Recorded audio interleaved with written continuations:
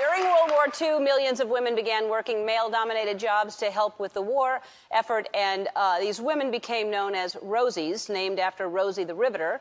70 years later, our next guest is still on the assembly line and is the oldest working Rosie from Long Beach, California. Please welcome 93-year-old Elinor Otto.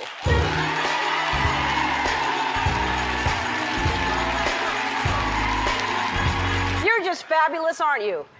I feel so good. Well, and I don't understand all this attention, but I'm proud of it. And you don't understand the attention. You're amazing. First of all, you look amazing. You're 93 years old. Yeah. Clearly, I mean, there's probably lots of secrets to looking so good and feeling so good. But you started working, the story here is you started working there in 1942. Mm-hmm. And so you were how old? What, 20?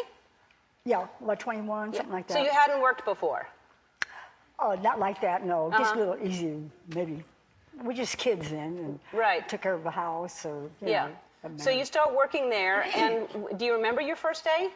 Everybody asks me that, and you know what? It's a long time ago, and I can't quite remember my first day. Yeah. I'm sorry. No. I barely remember last week, so that's fine. So, and when you started working there, how did the men treat the women coming in? How was that? At first, they didn't like it because they thought we couldn't keep up, but we got better than them, even. Really? Because we tried harder, because we had to. We were women. We had to try harder. Yeah. That's right, we did. We surpassed them a lot of things. Really? Yeah, because we didn't want to give up, and we had to prove ourselves. They thought they were already proved themselves, so we had to prove ourselves. Right. Yeah, I mean, I think that's really good sometimes to come from a place that you have to prove yourself. It does make you work harder. That's right. Do you ever think about retiring? I've thought about it. We're going to retire pretty soon because I think the plant's about ready to close down anyway. And then I always told them, I says, when the plant closes down, I'll retire. That's why. And they keep asking me. Right. You know. And so what's a typical day for you? What time do you wake up? I get up at 4 o'clock in the morning. I leave the house at 5. What time do you go to sleep if you get up at 4? Sometimes about 11, 11:30. It all depends. I go to bed at 10. So you go to bed at 11. Yeah. All right. And get up at 4, and then what? And then I leave the house at 5, and then I stop and get my coffee and read the paper before our 6 o'clock meeting. And then after our 6 o'clock meeting, we get ready for work. And then we have to go to the computer and put our jobs on there. They all have a number. Right. Every job we do has a number. And then, but that's, you work what is that? That's like a rivet gun. A rivet gun. So you work the rivet gun? Well, of course.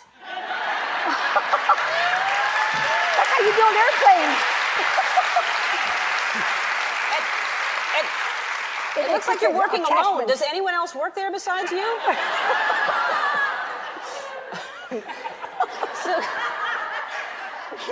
So does that? Is that hard on your hands? No, that seems like that would be. I'm used to it. Yeah. You know, we put big attachments in thick material like that, and you have. Sometimes you need a bigger gun than that, because the pressure won't get it in there. So I have to go get a bigger gun sometimes. You know. Wow. But it's nothing. That's amazing. I'm used to it. Now, what are you going to do when you retire? Because you seem like you. I'll take care of old people. Oh, good. If I can find somebody older than me. Yeah. That is you. How old were you there? I don't know. I forgot. 24, maybe, something like that. Amazing. 25. Well, listen. I just adore you. Your story is amazing. You're amazing. Thank you. Since you get up so early, I want to make sure you get up and have a nice alarm clock. How darling. Oh, that's adorable. Oh, sweetie, thank you so much. All right. And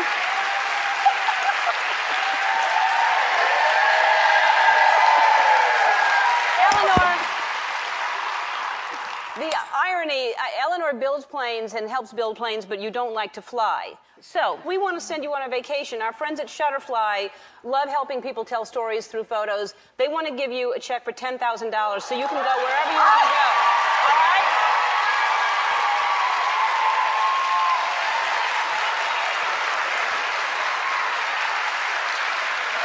All right? That way you can go relax and find some